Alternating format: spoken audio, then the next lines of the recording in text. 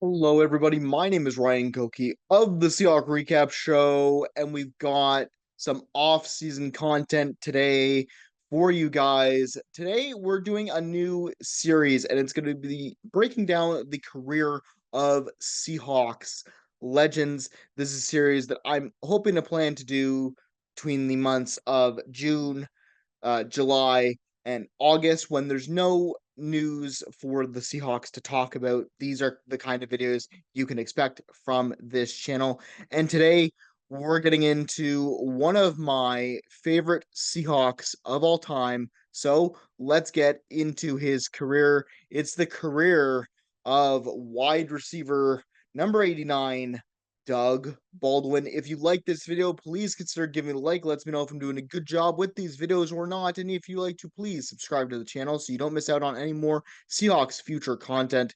That would be greatly appreciated. As we get into this video, let's talk about Doug Baldwin's early years. He started off his college career from 2007 to 2009 at the College of Stanford for the Stanford Cardinals.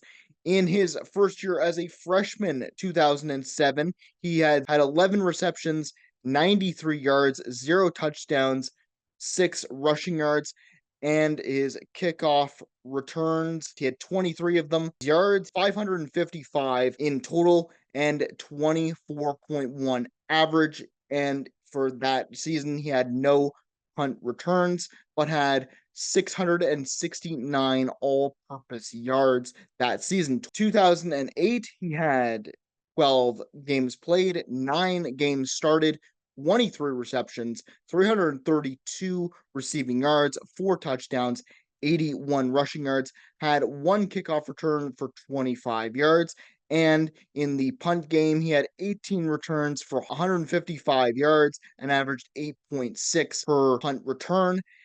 And for his final year as a junior, 2009, 7 games played, 0 starts, 4 receptions, 36 yards, 0 touchdowns, 0 rushing yards, 1 kickoff return touchdown as well for the 64 yards, and 3 punt returns for 4 yards, averaging 1.3.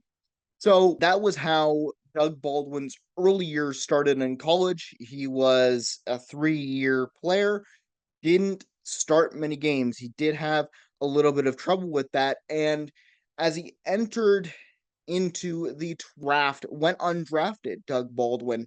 Seahawks signed Doug Baldwin as a UDFA, and in the 2011 season, he put up 51 receptions, 788 yards, and 4 touchdowns his rookie year. So he comes in and is an immediate impact player. And his college stats really don't tell the full story because this guy was a menace. He was very good for his lack of numbers.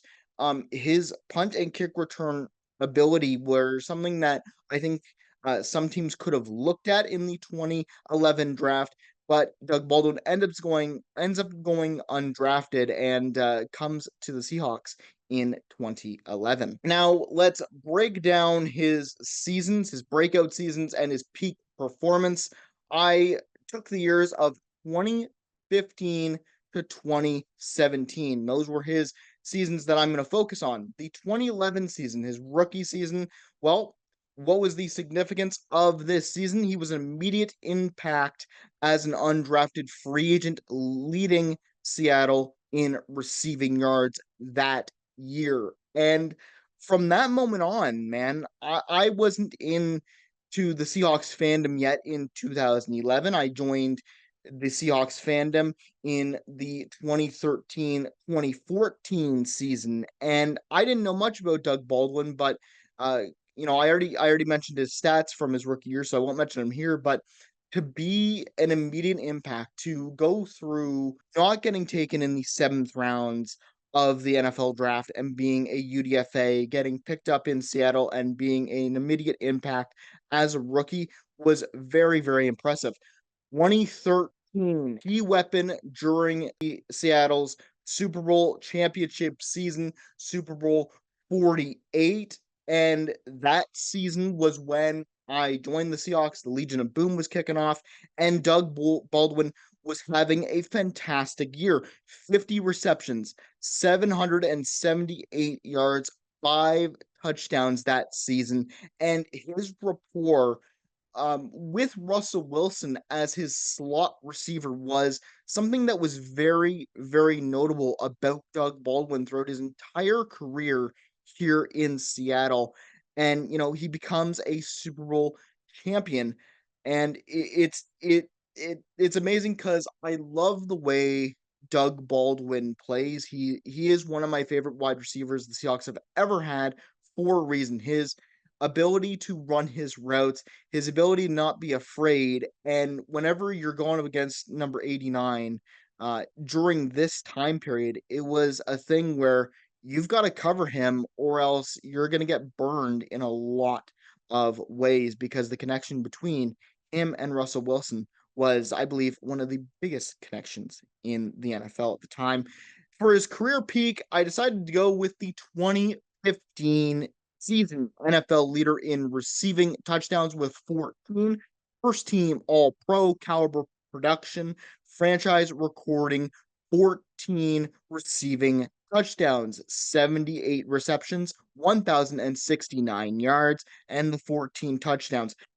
This was where you could see Doug Baldwin's production really take off.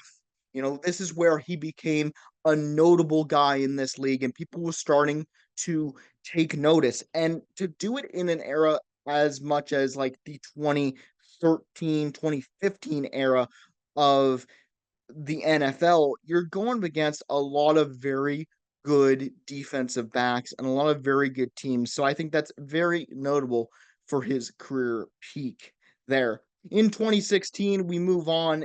Career highest in receptions and receiving yards, earned first Pro Bowl selection. Why is that significant?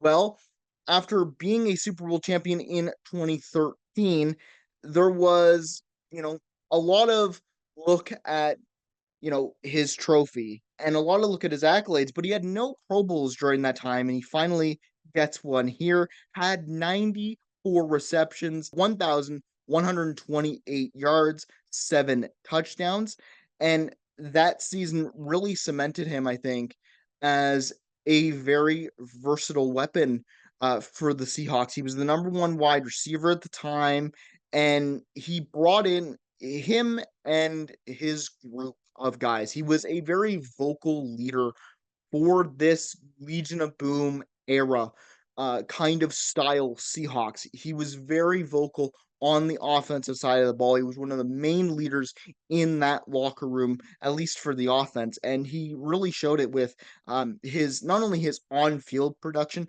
but just the way he talked. His mentality through everything was insane to me. And let's get to the 2017 season, second consecutive Pro Bowl season, and Seattle's number one wide receiver, 75 receptions, 991 yards, and 8 touchdowns. So those are his peak performance seasons. Those are his breakout seasons, if you will. And I love looking back at the stats of these seasons and just kind of like reminding myself even how good Doug Baldwin was, and to see where he came from, to see how he entered the league in 2011 and seeing how he had that much of a productive career in these seasons makes me appreciate him a lot more. Finally, get to the keys to retirement for Doug Baldwin. The 2018 season, it's an injury plagued season. Battled multiple injuries throughout the season, including shoulder, groin, knees, elbows, hips, and hamstring issues. And despite all that setbacks, he recorded 618 yards and 5 touchdowns in just 13 games. We talk about, I think, a lot now in the NFL and a lot back then how careers, especially for wide receivers, were shortened. And it's for reasons like this. battling through injuries, shoulder, groin, knees, elbows, hips, and hamstring. Like, I could never imagine playing in a sport that physical and trying to fight through all these things while maintaining elite production. So that's one of the seasons. And then in the 2019 offseason, he had multiple surgeries, underwent surgeries on his shoulder, his groin, had a sports hernia, along with a knee procedure, leaving his NFL future in doubt. And when you go through everything, when you go through injury riddled seasons, when you go through an off season of recovery and that kind of stuff, you can't do the same things. You know, when you get injured, you always lose something. You lose a little bit of explosiveness on your routes. In wide receiver cases, like when you're a wide receiver and you tear your ACL or you tear your meniscus or any of those ligaments in your legs or arms or whatever, in your shoulders, groins, you lose something. You lose a little bit of your speed. You don't move quite the same probably. It leads in May 9th of 2019 to Doug Baldwin's release from the Seahawks. The Seahawks released Baldwin with a failed physical designation. He had an 8-year career with the Seahawks, highly, highly productive. And on May 11th, 2019, Doug Baldwin announced through not only a social media post that he was going to retire. And he announced his retirement through a heartfelt message on social media, ending his NFL career at the age of 30 after 8 seasons. And this is one of the biggest what if careers, man. Playing 8 seasons in the NFL, playing any amount of seasons in the NFL is very, very difficult. And that's why we're seeing a lot of younger guys, at least in the athletic realm, we see them retire all the time. We see 27-year-olds retire. We see guys like Barry Sanders retiring. And the reason for that, and the reason Doug Baldwin gave as one of his main reasons, is the game gave me everything. But there comes a time when your body tells you that it's time to move on. And I honestly think that is part of Doug Baldwin's legacy. He comes in, has incredible, incredible determination throughout his career, going undrafted in 2011 to going into UDFA, tearing it up his rookie season, winning a Super Bowl, going to a back-to-back Super Bowl for Super Bowl 49, and winning one of them, becoming a Super Bowl champion, going through all the adversity of injuries and having a college career that didn't seem as productive, and still coming in, playing 8 hard seasons for the Seahawks, bringing their first championship to the Pacific Northwest, and then finally saying, "You know what? I need I need surgeries. I need, all these things, and my body's just telling me it's time to move on. It's time to call it a career." And what a career it was. It's sad to see at the age of 30 that he retired. I remember that day. I do remember listening to the Seahawks, or at least hearing about it, and seeing that Doug Baldwin was no longer on the roster, and I tried to figure out the reason why, and it was due to injury riddled seasons. And I just got to say, Doug Baldwin's legacy on this team is he is one of the best Seahawks receivers of all time, in my opinion.